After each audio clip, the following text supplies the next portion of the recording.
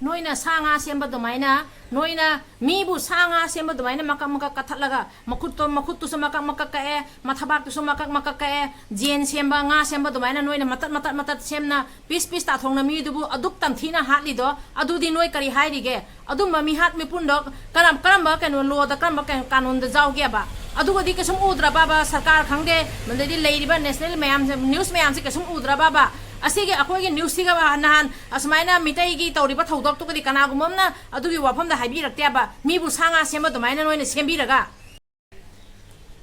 pari mo mubang na yengbi ba mayam puno mapu ikai khum nazari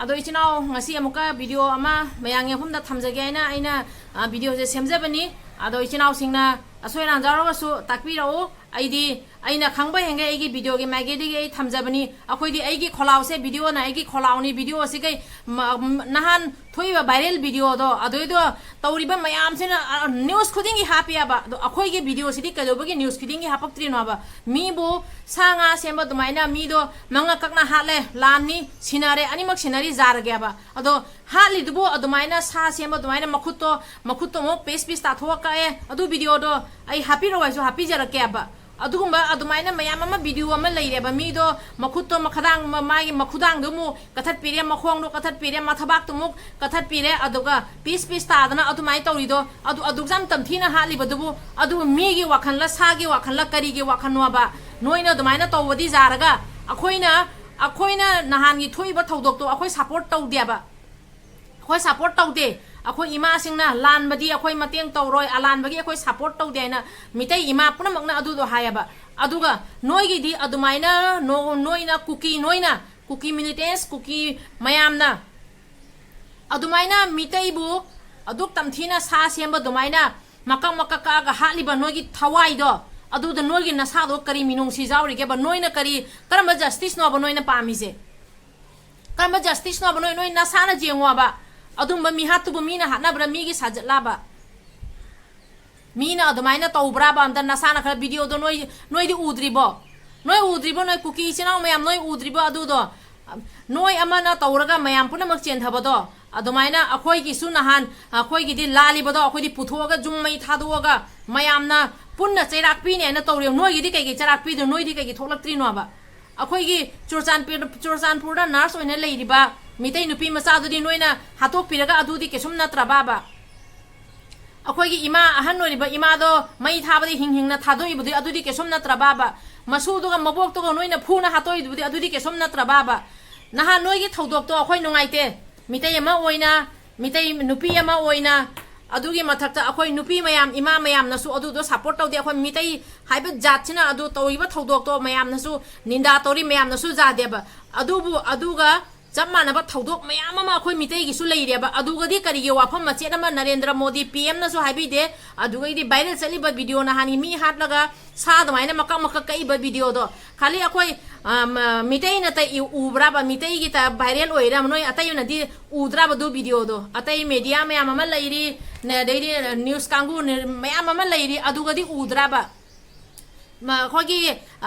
net ta viral oiba ka se khara du su michang mi khan nai raga viral oi braba akhoi tama uba moi uda baina to braba adui matang da di wa hai de mitai myam hat pa di mayam na penari ra natraga mitai myam se atai su halan gi ga khalli ra mi hat pa do khu hatu adugi khu hatu bu atumaina hali dubu adui mathak ta di akhoi gi sugjam kuine la wa ngang da na le ba prime minister na adugi mathak ta di wa pham do ngang bi di adu video da di ubidra ngarang gi video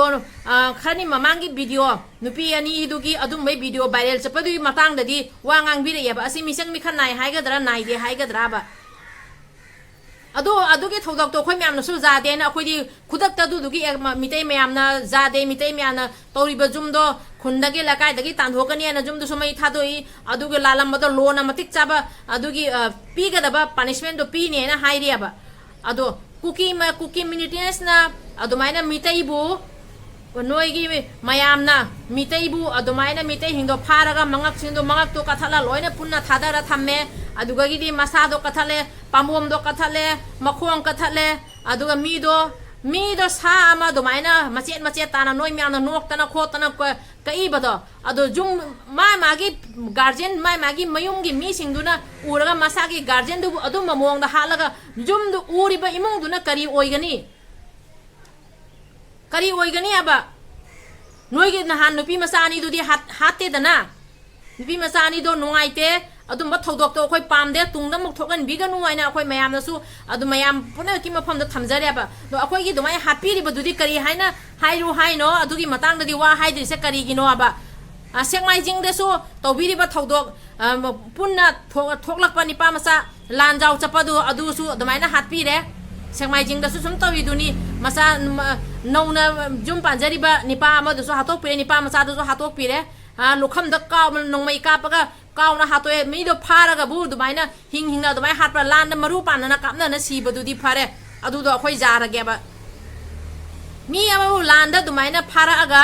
ngamjadra ba mi do makhut masa pullaga adumai na kap na hali do adu do noi se kari haina hairu haino ba lan do adu mamong da lan taw na bro nongmai kap na panana hana bodo to ba nasa na phana mi do ngamjada na leira ba noi gi na khut chala ba mi du ga bu lukham do nongmai kap na mathabak ta kaw na hali do adu gi mathak ta di kanam na wangang de ba masu amaga mabok amaga lan marak ta chen ba ngamda na leija hori ba masu ga mabok ka do adu odi phura ga hatok pi ba phom na hatoye phuna hatoye adu ga di wa ma chen ma ngang de ba nahangi thodok ka adu ga mana ba mayam ma le akhoi de video lei basu lei video ja ho da bas video ja ho dra di adu da khoi gi siri ba mayam do gi di kasum ma bichar la aroi dra ba hujing nahan gi du gi thodok tu di justice bichar adu di mayam news khuding gi adu do piri ba akhoi mitai bu hameng semba sa san ba jen semba nga semba da mai na makak ka thala semi do adu ga di wa ma chen ma ngang de ba aside kana noi ne jahanna taurira na tra kari kamai na tauri no ba adu video du di noi udra ba adu duk tam thina hali ba du matang de wa ma chena ma hai de adu ngarangi adu gi nupi macha ani du gi viral video de mathak te di wa ngang ya ba ani du khak ita ra justice oi duri sia ba moi ani sina moi ani khak to adu du na ta akhoi manipur leibak sigi ani khak tu na justice oi duri ba adu ga so asige matang do wa phama ma hai re ge nahangi adu ma thodok thoki ba do phasi piu hai re ado noi kuki mayam na dabi tawre phasi piu adu piu ada piu aina ado phasi do pinaga akhoi gi hat ki ba mitai mayam sa san do wai semi ba adu di kari punishment lak tori kya ba noi ne ngasi jawa adu gi matang da noi kuki mayam na sudu video do ura bania ba noi na viral tor pa video ni ba do noi na viral tawre ini ba do video do akhoi gi mitai ibung yu pa mitai ichini na bu noi na do mai na hameng semba nga semba sa semba do mai semi do mi hingja mi amana do mai na mi ama bu hat pa ngam ba na te adu di terrorist na adu ma thabak taw bani full training phangaga minungsi jaudra ba IS akhoi gi sona kandal leiri ba atangbadi mayam do manung mi mayam do adu gumba mayam na tawba adu gumba tawba mi hat to adu ne ba akhoi manipur da leiba akhoi mitai mayam na adu maina adu gumba mi hat mi pun akhoi mitai mayam na taw dia ba asigi matang da akhoi gi prime minister gi pham da aina haije ga da badi asigi matang da su wa ngang ga dra na tra ngang roidra asigi matang da di ngang dre nahan gi video viral lendi matang da di wa ngang me adu ma khata badi kasum hai dare ba adu nipa masa ani hat pa du gi video di noi u da baraba sekmai jing da lan jaw chakhi ba nipa masa ani du bu hat pi ba video di noi mayam na ubi dra ani makki phajana bichar tawi bichar ama tawraga di mapi mapa ma oina dugi matang na wafam nganga di mitai gi su kuki gi su chapmana na bichar tawiu ngarang adugi matang da kuki nupi masani dugi mafam matang da di wanganga me mitai mayam dugi matang da di wangang dia ba mapi mapa ma oina bichar tawa taraga di mitai gi su kuki gi su chapmana na bichar tawraga achum maran thigat piraga lali bado cherak pi wa ba mitai na lalame mitai da cherak pi kuki na lalame kuki da cherak pi wa ba adugi mathakta amuka mo aina haijani ba wafam di national tv gi ni reporter mayam ama laga news thiri ba aro thiri bado nongni la ama news to khara jeng ama khara thagat lame manipur violence ki maramda manipur gi hanare besi gi maramda adu thibado reporter afa reporter channel mayam do bu adugi mathakta ina haijani ba wafam di haurai ba lan pham se kadai ri haurai no kamaina taurai no makhong do maru do phajana thibiraga mitai gi wari su phajana tabiraga kuki gi wari su phajana tabiraga achum aran do media haibasina muroloi punamakta sandori bani aduna achum aran se karino wahau do karino kamaina haudorei no adugi matang da sanbiwa ba national reporter mayam amana ahamba haugola pada aran ba video aran ba news mayam ama sallya ba ꯑꯗꯨꯒꯨꯝꯕ reporter ꯑꯃ ꯑꯣꯏꯔꯒ media ꯑꯃ ꯑꯣꯏꯔꯒ ꯑꯔꯥꯟꯕ news ꯁꯟꯕꯤꯒꯅꯨ ꯑꯁꯤ ꯋꯥꯐꯝꯁꯤꯃꯒ ꯊꯝꯖꯅꯤꯡꯉꯦ ꯑꯗꯨꯒ ꯑꯩꯅ ꯍꯥꯏꯅꯤꯡꯕꯗꯤ ꯚꯤꯗꯤꯑꯣ ꯚꯥꯏꯔꯦꯜ ꯆꯠꯄꯁꯦ ꯚꯤꯗꯤꯑꯣꯅ ꯃꯤꯆꯪ ꯃꯤꯈꯟ ꯅꯥꯏꯔ ꯚꯥꯏꯔꯦꯜ ꯆꯠꯄ ꯅꯠꯇꯦ ꯚꯤꯗꯤꯑꯣꯁꯤꯗꯤ ꯚꯥꯏꯔꯦꯜ ꯃꯌꯥꯝ ꯄꯨꯝꯅꯃꯛꯅ ꯖꯦ ꯎꯔꯤꯕꯅꯤ ꯁꯣꯁꯤꯌꯦꯜ ꯃꯤꯗꯤꯌꯥꯗ ꯄꯨꯝꯅꯃꯛ ꯁꯣꯁꯤꯌꯦꯜ ꯃꯤꯗꯤꯌꯥ ꯍꯥꯏꯁꯦ ꯑꯩꯈꯣꯏ ꯃꯤꯇꯩꯗꯇ ꯆꯠꯂꯒ ꯑꯗꯨ ꯎꯕ ꯅꯠꯇꯦ ꯃꯅꯤꯄꯨꯔ ꯃꯅꯨꯡꯗꯇ ꯂꯩꯕ ꯅꯠꯇꯦ ꯃꯅꯤꯄꯨꯔ ꯋꯥꯡꯃꯗꯁꯨ ꯂꯣꯏ ꯎꯔꯤꯕꯅꯤ ꯑꯗꯨꯒ ꯑꯩꯈꯣꯏ ꯃꯤꯇꯩꯕꯨ ꯑꯗꯨꯛ ꯇꯝꯊꯤꯅ ꯍꯥꯠꯂꯤꯕꯗꯣ ꯑꯗꯨꯒꯤ ꯃꯇꯥꯡꯗꯗꯤ ꯋꯥ ꯉꯥꯡꯗꯦ ꯑꯩꯈꯣꯏ ꯃꯤꯇꯩ ꯅꯨꯄꯤ ꯃꯌꯥꯝ ꯑꯃ ꯁꯤꯕ ꯃꯇꯥꯡꯗꯗꯤ ꯋꯥ ꯉꯥꯡꯗꯦ ꯃꯤꯇꯩ ꯃꯆꯥ ꯃꯌꯥꯝ ꯁꯤꯕꯗ ꯋꯥ ꯉꯥꯡꯗꯦ ꯃꯤꯇꯩꯒꯤ ꯑꯍꯜ ꯑꯣꯏꯔꯤꯕ ꯏꯃꯥꯁꯤꯡꯕꯨ ꯍꯤꯡꯅ ꯃꯩ ꯊꯥꯕꯒꯤ ꯃꯇꯥꯡꯗ ꯋꯥ ꯉꯥꯡꯗꯦ ꯃꯤꯇꯩ ꯑꯉꯥꯡ ꯃꯆꯥ ꯄꯤꯁꯛ ꯄꯤꯁꯛ ꯁꯤꯕꯗꯨꯒꯤ ꯃꯇꯥꯡꯗ ꯋꯥ ꯉꯥꯡꯗꯦ ꯃꯤꯇꯩ ꯅꯨꯄꯤ ꯃꯌꯥꯝ ꯔꯦꯞ ꯇꯧꯅ ꯍꯥꯠꯈꯤꯕꯗꯨꯒꯤ ꯃꯇꯥꯡꯗꯁꯨ ꯋꯥ ꯉꯥꯡꯗꯦ ꯑꯗꯨꯒ ꯉꯔꯥꯡꯅ ꯀꯩꯁꯨꯝ ꯅꯠꯇꯕ ꯑꯩꯈꯣꯏꯒꯤ ꯃꯌꯥꯝꯅ ꯌꯥꯝꯅ ꯑꯆꯧꯕ ꯋꯥ ꯑꯃ ꯍꯥꯏꯔꯛꯀꯗ꯭ꯔꯥ ꯑꯁꯤꯒꯤ ꯃꯇꯥꯡꯗ ꯈꯜꯂ ꯀꯩꯁꯨꯝ ꯅꯠꯇꯕ ꯋꯥꯐꯝ ꯃꯆꯥ ꯑꯃ ꯊꯝꯕꯤꯔꯝꯃꯒ ꯂꯣꯏꯁꯟꯈꯔꯦ ꯑꯗꯨꯒꯤ ꯃꯇꯥꯡꯗ ꯍꯣꯏ ꯃꯤꯇꯩ ꯅꯨꯄꯤ ꯃꯤꯇꯩ ꯑꯣꯏꯒꯦꯔꯥ ꯀꯨꯀꯤ ꯑꯣꯏꯒꯦꯔꯥ ꯅꯨꯄꯤꯒꯤ ꯃꯇꯥꯡꯗ ꯋꯥꯐꯝ ꯊꯝꯕꯤꯔꯝꯕꯗꯣ ꯑꯗꯨ ꯏꯀꯥꯏ ꯈꯨꯝꯅꯖꯔꯤ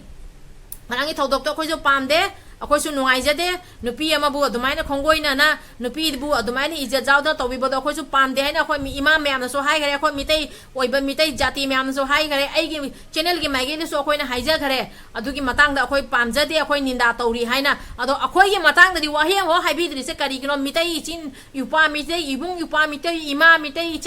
ꯏꯆꯤꯟ ꯏꯅꯥꯎ ꯃꯤꯇꯩ ꯏꯆꯥ ꯃꯌꯥꯝ ꯁꯤꯕꯗꯨꯒꯤ ꯃꯇꯥꯡꯗꯗꯤ ꯋꯥꯐꯝ ꯃꯆꯦꯠ ꯑꯃ ꯍꯥꯞꯄꯤꯗ꯭ꯔꯤꯁꯦ ꯀꯔꯤꯒꯤꯅꯣ ꯑꯩꯈꯣꯏꯒꯤ ꯃꯤꯕు ꯁꯥ ꯉꯥ ꯁꯦꯝꯕ ꯑꯗꯨꯃꯥꯏꯅ ꯀꯥꯒ ꯍꯥꯠꯂꯤꯗꯣ ꯑꯗꯨꯒꯤ ꯃꯇꯥꯡꯗꯗꯤ ꯍꯥꯏꯕꯤꯗ꯭ꯔꯤꯗꯣ ꯀꯩꯒꯤꯅꯣ ꯕꯤꯆꯥꯔ ꯇꯧꯔꯒꯗꯤ ꯕꯤꯆꯥꯔ ꯐꯖꯅ ꯇꯧꯕꯤꯌꯨ ꯑꯅꯤꯃꯛꯀꯤ ꯀꯨꯀꯤꯒꯤꯁꯨ ꯃꯤꯇꯩꯒꯤꯁꯨ ꯋꯥꯔꯤ ꯇꯥꯔꯒ ꯑꯆꯨꯝ ꯃꯔꯥꯟ ꯊꯤꯕꯤꯔꯒ ꯕꯤꯆꯥꯔ ꯇꯧꯕꯤꯌꯨ ꯉꯔꯥꯡꯒꯤ ꯑꯗꯨꯒꯨꯝꯕ ꯊꯧꯗꯣꯛ ꯑꯩꯈꯣꯏꯗꯁꯨ ꯃꯌꯥꯝ ꯑꯃ ꯂꯩ ꯑꯗꯨꯅ ꯑꯗꯨꯈꯛꯀꯤ ꯇꯥꯔꯒ ꯕꯤꯆꯥꯔ ꯇꯧꯕꯤꯒꯅꯨ ꯑꯗꯨꯒꯤ ꯃꯊꯛꯇ ꯕꯤꯆꯥꯔꯁꯦ ꯄꯨꯒꯦ ꯍꯥꯏꯅ ꯈꯟꯕꯤꯒꯅꯨ ꯑꯩꯈꯣꯏꯒꯤ ꯃꯔꯝꯗ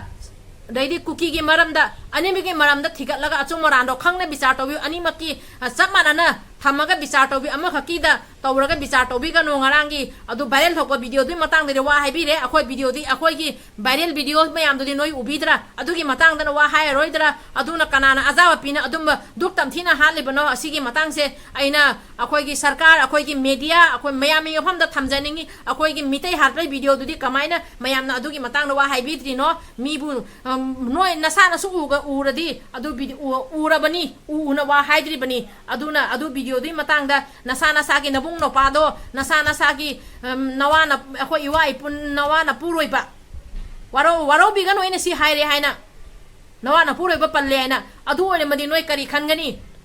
ꯗꯨꯛ ꯇꯝꯊꯤꯅ ꯍꯥꯠꯂꯤꯕꯗꯨꯕꯨ ꯅꯣꯏ ꯅꯊꯋꯥꯏꯗꯣ ꯀꯔꯝꯕ ꯃꯤꯒꯤ ꯅꯣꯏꯗ ꯃꯤ ꯍꯥꯏꯕꯁꯦ ꯃꯤ ꯍꯥꯏꯕ ꯑꯃꯅ ꯑꯗꯨꯃꯥꯏꯅ ꯇꯧ ꯉꯝꯒꯗꯕ ꯅꯠꯇꯦ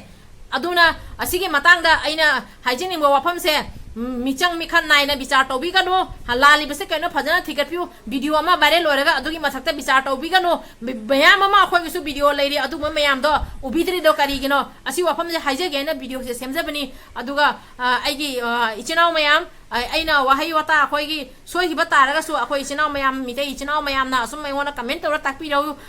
ꯑꯁꯨꯝꯕ ꯋꯥꯍꯩꯁꯦ ꯁꯨꯃꯥꯏꯅ ꯁꯤꯖꯤꯟꯅꯒꯗꯕꯅꯤ ꯑꯗꯨ ꯇꯧ ꯑꯩ ꯉꯁꯤ ꯚꯤꯗꯤꯑꯣꯗꯣ ꯃꯣꯏꯅ ꯁꯟꯅꯤꯡꯕ ꯚꯤꯗꯤꯑꯣꯗꯣ ꯑꯗꯨꯗ ꯁꯜꯍꯜꯂꯒ ꯑꯩꯈꯣꯏꯒꯤ ꯚꯤꯗꯤꯑꯣꯕꯨ ꯑꯩꯈꯣꯏ ꯃꯤꯇꯩ ꯃꯌꯥꯝ ꯍꯥꯠꯄꯒꯤ ꯚꯤꯗꯤꯑꯣꯗꯨꯗꯤ ꯕ꯭ꯂꯣꯛ ꯇꯧꯁꯜꯂꯤꯔꯥ ꯎꯁꯟꯅꯗ꯭ꯔꯤꯔꯥ ꯅꯠꯇ꯭ꯔꯒ ꯃꯦꯗꯤꯌꯥ ꯃꯌꯥꯝꯗ ꯑꯗꯨ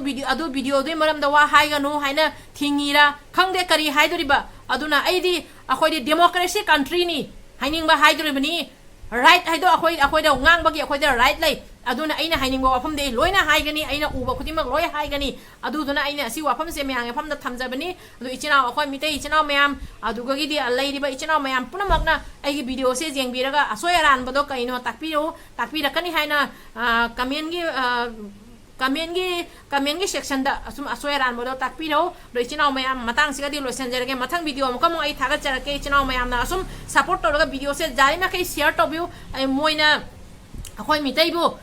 हामेंग सेंबा nga सेंबा जेन सेंबा द्वाइना मचेत सेंबदो अदुइ वीडियो दो मयामना उना अदुइ वीडियो दे मरम द शेयर तो वीडियो से करिगिनो असि वाफम जे थमजगे न वीडियो से सेमजबनी अदो इचिना मयाम नै वीडियो से जारिमा कै शेयर तो बिउ हाइना ए रिक्वेस्ट तौजरी अदो ngasi गिदि मतंग से वीडियो से लोइसनजरगे।